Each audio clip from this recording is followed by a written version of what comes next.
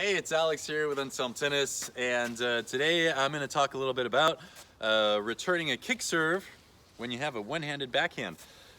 A tough shot, a shot that a lot of players are going to struggle with. I know that me personally, I play with a two-handed backhand. When I was about 13 or 14 years old, I did attempt the switch over to a one-handed backhand. I think I hit the ball with a one-hander pretty well. I had it all pretty well set up, but where did I find the biggest challenge was on this return of serve, actually. A lot of players who I used to compete against before, if we're in a situation like a baseline game, playing with a one-handed backhand didn't drop my level as much as playing with a two-handed. However, when serve and return was into play, I found that, yeah, that's okay. The return of serve is an area, that's probably the biggest con of having a one-handed backhand. If you want to have like pros and cons versus what's better, one-handed backhand, two-handed backhand. One-handed backhand, you can have a lot of pros. That's not the point of this video. But probably the biggest con of the one-handed backhand is going to be for the return of serve. All right, if you think about it, there are no great returners with one-handed backhands. Okay, they're good returners. I mean, they're players with excellent one-handed backhands, obviously, if we're talking about the pros here. But when you think about like great returners in men's tennis, a lot of times the names that come to mind are Jimmy Connors or Andre Agassi. Currently, we've got Novak Djokovic and a player like Andy Murray. Okay, these are all great returners and all two hands. Okay. So clearly, returning serve with a one-handed backhand is going to be a little bit of an issue. Which serve is harder to return, the kick or the flat serve? The kick serve is a little bit of a challenge. So, yeah, this video might take a little bit of a while. I'll see how fast I'm trying to get through it quickly. But the idea here is that you've got one of the harder shots for a one-handed backhand. Okay, is to return a player who has a good kick serve. All right, so a couple things. Let's get a couple fundamentals down. First of all, for the return of serve, just basics that you should know whether you have a one-handed backhand or a two-handed backhand. We need to be on the same page before we get into more of the details of returning a kick serve with a one-handed backhand, okay? First thing that I have to tell almost everybody I see on the tennis court, because we are all guilty of this to a certain extent, unless you watch like, very high-level professionals, but even pros will do this sometimes, okay? We start the match and we look like this when I'm returning serve. We're transferring our weight, we're low, we've got a wide stance, we're ready, we're engaging the server, we're letting him know we're there. We get down a little bit in the match, we get a little bit fatigued after a long point, and now after an hour of play, instead of looking like this, we look a little bit more like this, okay? That's just the first thing. Number one, always have that same position. Always address the server in the same way. That's just a little reminder you have to give yourself that we can all do, but that we're all guilty of, and that we've all maybe missed a couple extra returns over the course of a match just because of a simple thing like that we can fix, okay? So don't be that player who, oh, I'm winning. Yay, I'm like this. Oh, I'm losing. I'm going to return like this. No, always that same thing, okay? If you watch top level pros, you watch the big three, men or women, you're gonna see that the good players, the ones who are having success, you find them in that same spot every single time, okay? So that's number one, clear, let's get that out of the way. Two, you've gotta find the ritual that works for you to get into the split step, all right? You're gonna watch some players are waiting here and they just split, okay? That's a move Djokovic does a lot. Me personally, I always kind of do a one-step split first, okay? A lot of players do that one step. Some players do a 1-2 step, okay? I remember Stefan Edberg, one of my favorite players growing up, used to do this kind of little run here before he would split step, okay? Because that was a player who would come to the net and he was looking to chip and charge a lot, so he had a lot of forward momentum coming up to the return. But that's the other thing. So your position right here, and then the way you're going to want to get into your split step, essentially kind of developing what I call your rhythm on the return of serve. How are you going to get into this split step position? Because that's something that all the returners are going to see, whether it's two hands or one hand. We're going to have that split step, right? Because from here, we're either going to have to transfer our weight here to push off and move towards the ball. Now, sometimes if the ball on a kick serve, I'm on the ad court here, if the ball is really going wide, a lot of times it will be split. One more step here before I go out to the ball there. If it's not going as wide, it might just be split. Put my weight onto this foot and go. So then obviously the footwork will vary depending on what kind of serve you're you're getting. And you could get up to 3 different kinds of kick serves if you're pretty high level. I generally teach players that there are 3 kinds of kick serves, not just one. If you would like to know what the 3 are and how you can do them, let me know. Be happy to share that one with you one day. But essentially, the ball might be coming as a kick, but it won't always behave the same way on the bounce, and that's something you're going to have to learn how to develop as well. Actually, that's kind of the next point here into getting more specifically onto the return of serve. Once we've got these 2 fundamentals down, I'm always addressing the server the same way, and I'm always leading up into my split step in the same way. It has to be in a rhythm. It's like always that server, all right, they're tossing the ball, split and go. To get more specifically onto the ideas, how are we going to return with a one-handed backhand when we've got a big kick serve? Well, you've got 2 choices. One, you get way the heck back there, all right? And you wait for that spin to die out, which makes the ball a lot easier to control when it's on your strings and gives you a lot better chance to get the ball back in play.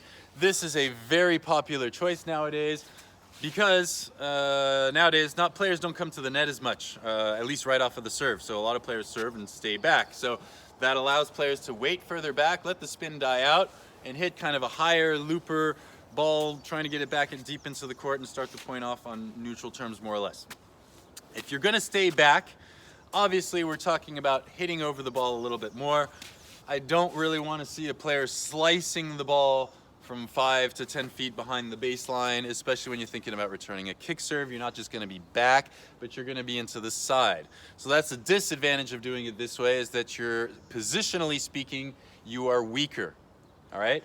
However, if you get that ball up high enough and deep enough, well, that should give you enough time to recover your position, maybe hopefully start the point off on neutral terms, more or less. Which, if you can start the point off on neutral terms off of somebody's second serve, when you've got a one-handed backhand, if they've got a good kick serve, I think you're pretty happy with that, okay?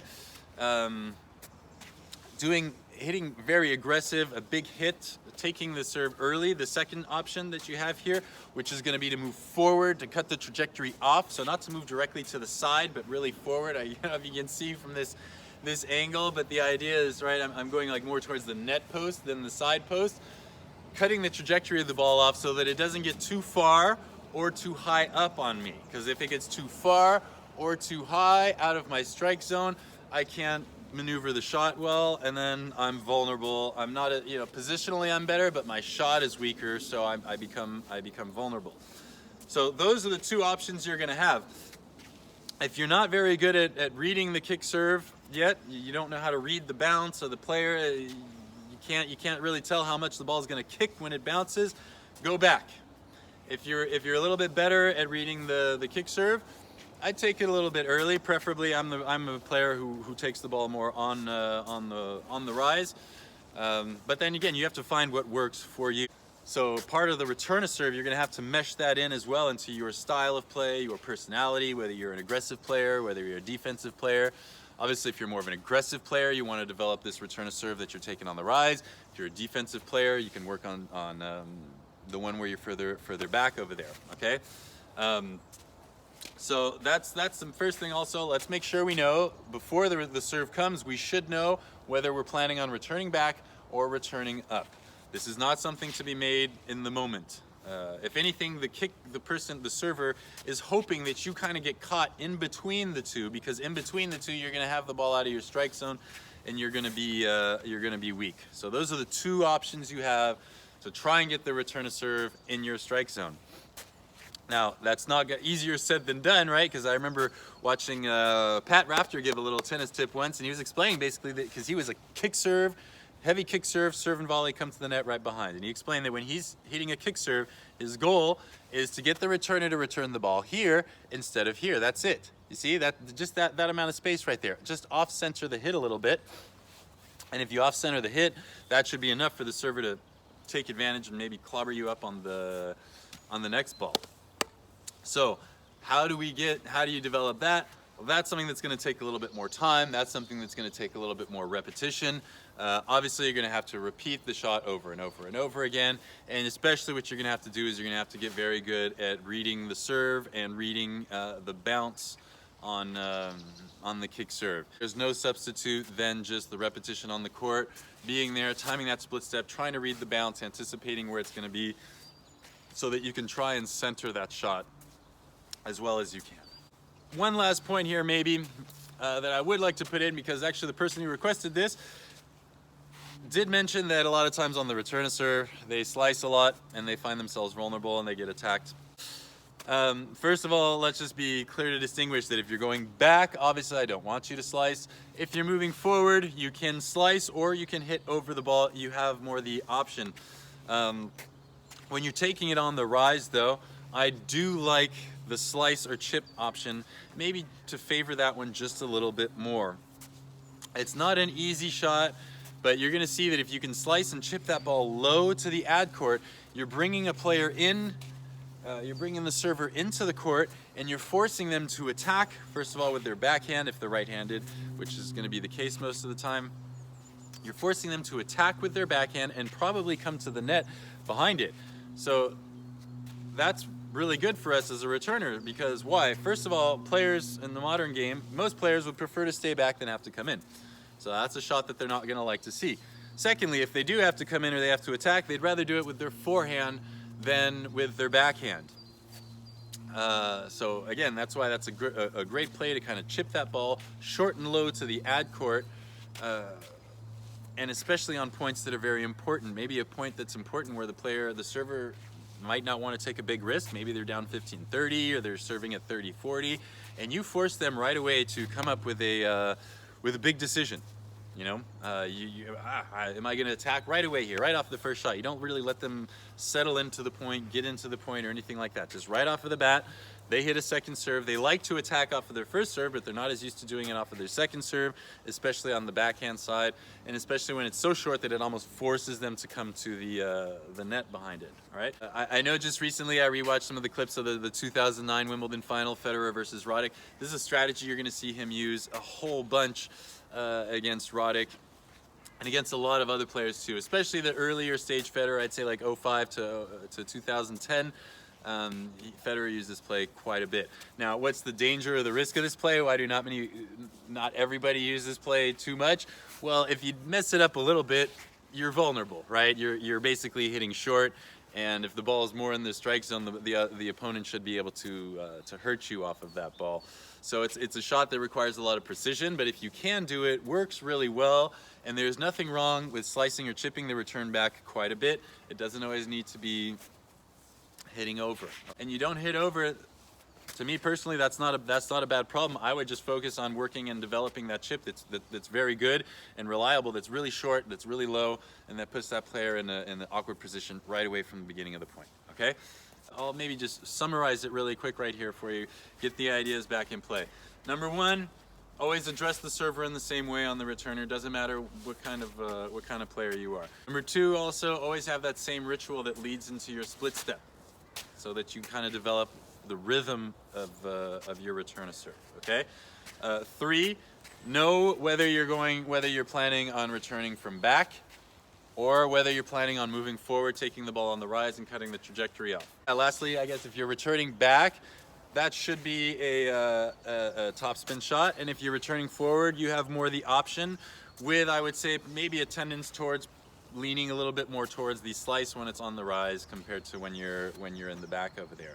But the key really is going to be to learn how to read a bounce, and you're going to see that even a player with a lot of experience, if I have experience in reading bounces, and if I play somebody for the first time, it might take me a few service games until I can figure out this player's, the way the ball reacts when it bounces. Hope everybody enjoyed that. Hope it helps. And yeah, feel free to leave me a comment. Let me know what you'd like to see out here, if there's anything that can help you. And we'll see you next time.